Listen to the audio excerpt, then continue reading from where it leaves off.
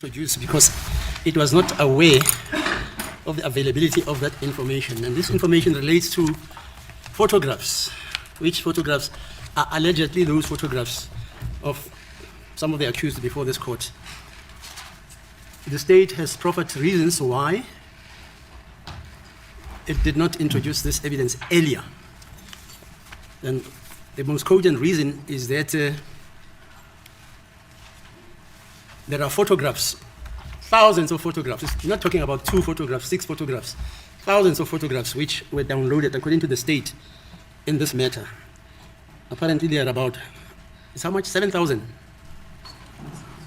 For number 2, it's 5,467 files. And then the others? For accused number 3, it's over 700. Right, and then the others? Those are the only. So in jointly, it's how many photographs? It's in excess of 6,000. Right. As any person with fairness can see, these are thousands and thousands of photographs. And the explanation given by the state is conceivably correct on the basis that it was only during the recess period when the court had recessed because there had to be preparation by accused number 1's counsel to prepare. Then that preparation took about, for a cross-examination, took about 4 months, 3 weeks. And it is during that time of preparation when the state alleges that it was trawling through these thousands of photographs that it came across evidence of the remainder of the photographs, which in perusal thereof the state thought it advisable to use that evidence. And the gravamen of the matter is that all the accused counsel had this evidence, all of them. They are not taken by surprise. All of them, they had this evidence. This court remembers it had to adjourn for about 2 weeks when all the counsel said they wanted to peruse the photographs. So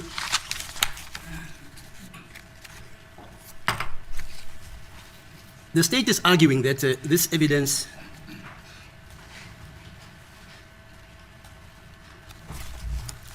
is relevant. And the defense is arguing the contrary, that this evidence is not relevant. It is new evidence. And the premise of the law is as follows. Irrelevant evidence is inadmissible. No evidence as to any fact, matter, or thing shall be admissible which is irrelevant or immaterial and which cannot conduce to prove or disprove any point of fact at issue in criminal proceedings. And I'm reading this from the show it, if you want to read it, page 2422b. The meaning of relevance. The relevance of an item of evidence refers to its logical tendency to show or indicate the material fact for which the evidence is offered. See in this regard the case of R versus Katz, 1946 AD 71 to 77, where Vatermeyer, who was then the Chief Justice, approved the following definition by Stephen Digest of the Law of Evidence, 11th edition, 1930, Article 1.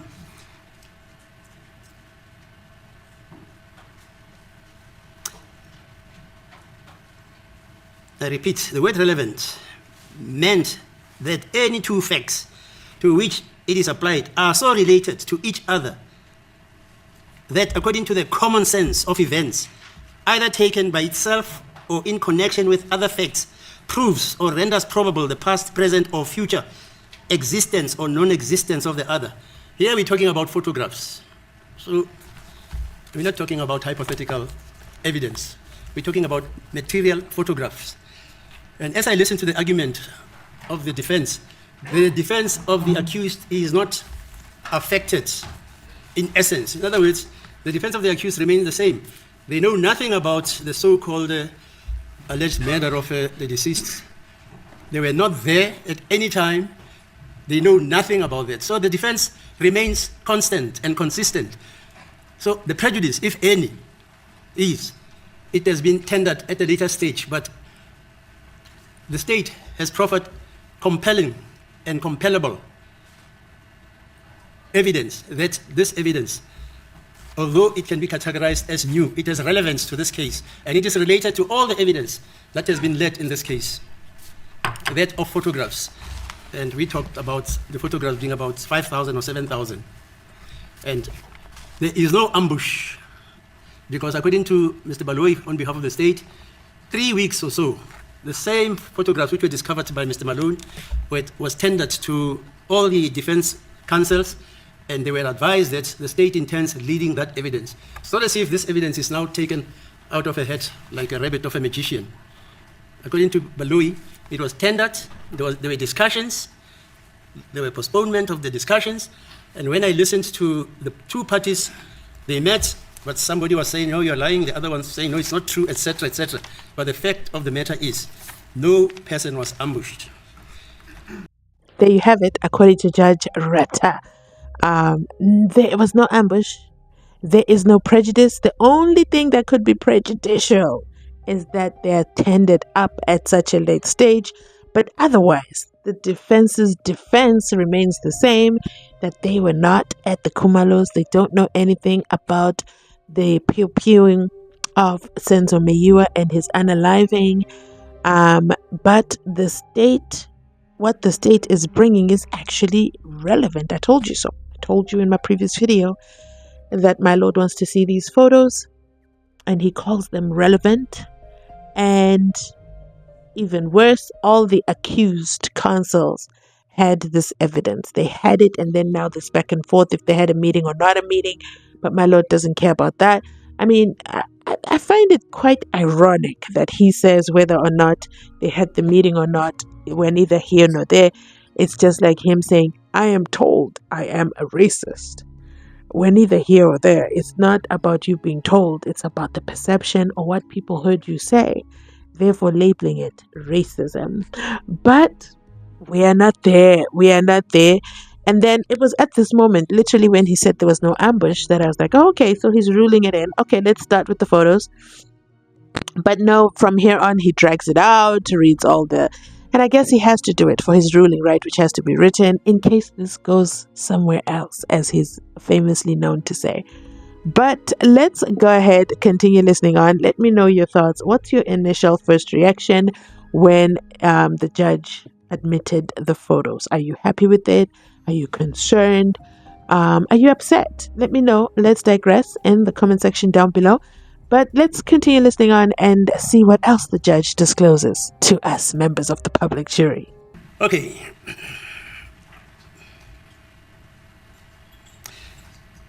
In the case of R versus Mpanza, 1915 AD, 343 to 352 to 3, and R versus Torpedo, 1920 AD, 56 to 62, the learned judge just said, I paraphrase, clearly then, questions relating to relevance may not be resolved by resorting to juridical formulae, but rather to reason, common sense, and for Schreiner, the former judge of appeal, who was supposed to have been our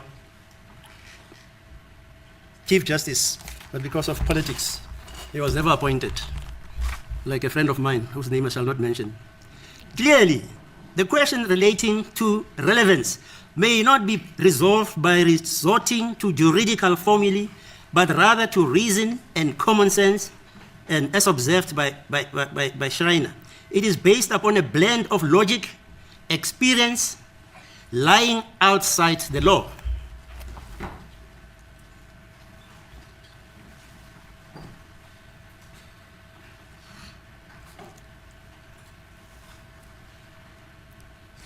Okay. Now, the prosecutor has a duty to bring all the evidence which they believe affects the adjudication of the case. Some 2, 3, 5 months back, I had reason in this court to tell you about a case. I just forget the citation, but I'll give you the facts. Where the SCA, 5 judges of the SCA were adjudicating a matter on argument at the SCA. And at the last minute, the state applied for a postponement in order to apply to reopen the state case because they had found certain relevant evidence. Even at that late stage, even at that stage, late stage, the SCA, 5 judges, said, we will grant the postponement, we will grant the reopening of the state case. The only question was whether, should we do it, because that case was in the regional court, should we do it in the regional court or should we do it in a high court? But the principle has been established in our law that if the state has cogent, reasonable, admissible evidence, and it has occasion to require it in the proving of a case, it is entitled, in terms of the law, not Ratha, in terms of the law, to do so. And I take comfort in the duties which the state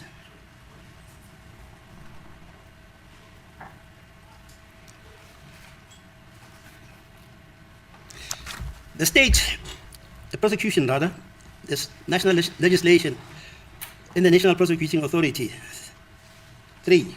2 sections of that act are relevant for the present purposes, namely Section 32 and Section 26(6). 1A, a member of the prosecuting authority shall serve impartially and exercise, carry out, or perform his or her powers, duties, and functions in good faith and without fear, favor, or prejudice, and subject only to the Constitution and the law.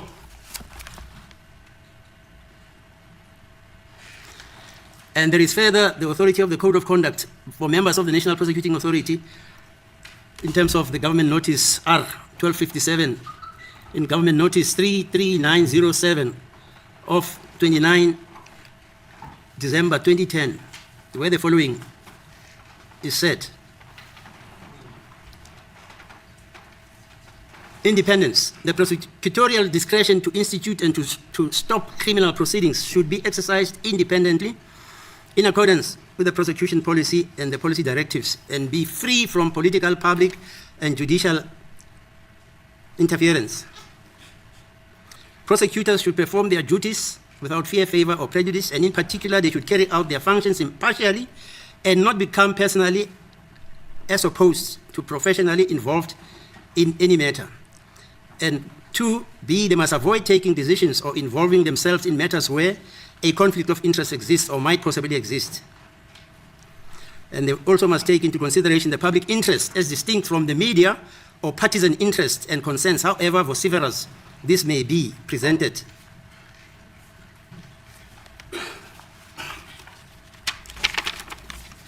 And further, prosecutors, in terms of the International Association of Prosecutorial Standards, which contain the following relevant provisions.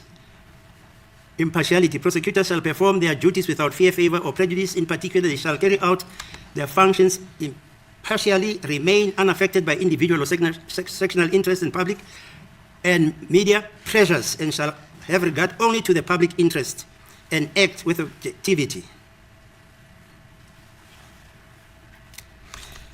And the role of prosecutors in criminal proceedings. They shall perform, I repeat, their duties fairly, consistently, and expeditiously. And in the institution of criminal proceedings, they will proceed only when a case is well-founded upon evidence reasonably believed to be reliable and admissible, and will not continue with prosecution in the absence of such evidence. Throughout the course of the proceedings, the case will be firmly but fairly prosecuted and not beyond what is indicated by the evidence.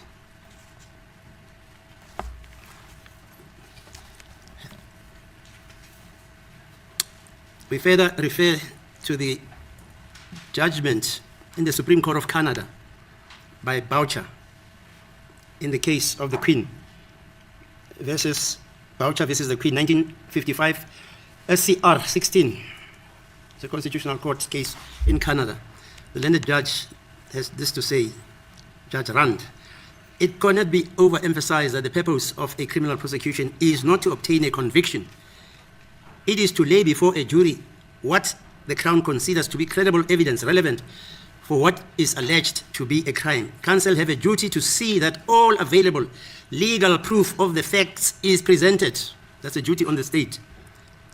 It should be done firmly, fairly, and to its legitimate strength, but it must also be done fairly, and the role of the prosecutor excludes any notion of winning or losing. His function is a matter of public duty with which in civil life or this can be done and none can be charged with greater personal responsibility.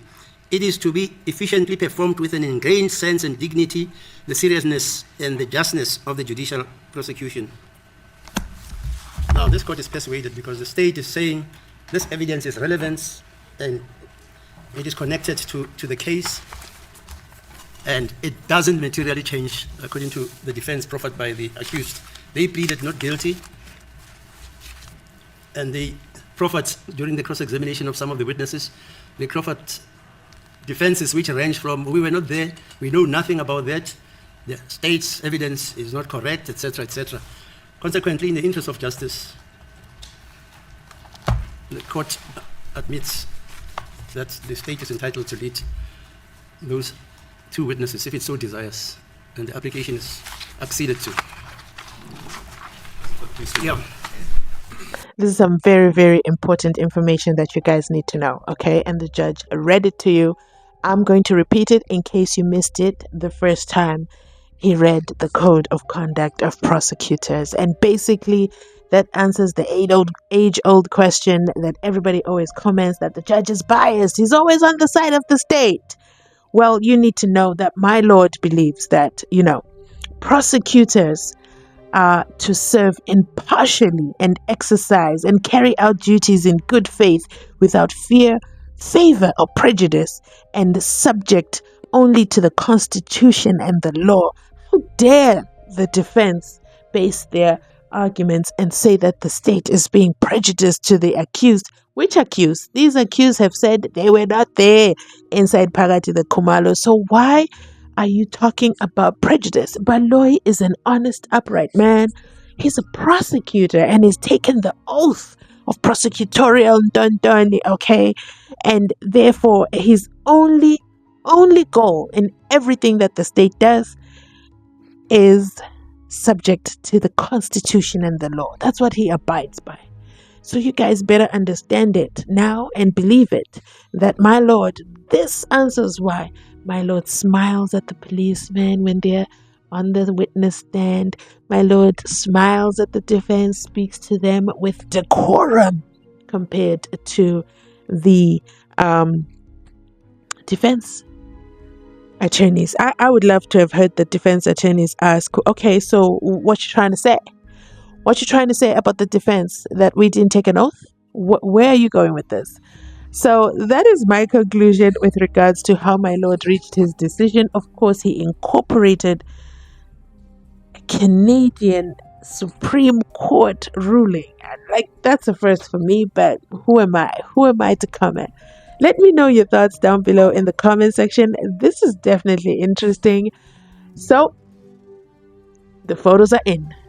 What say you?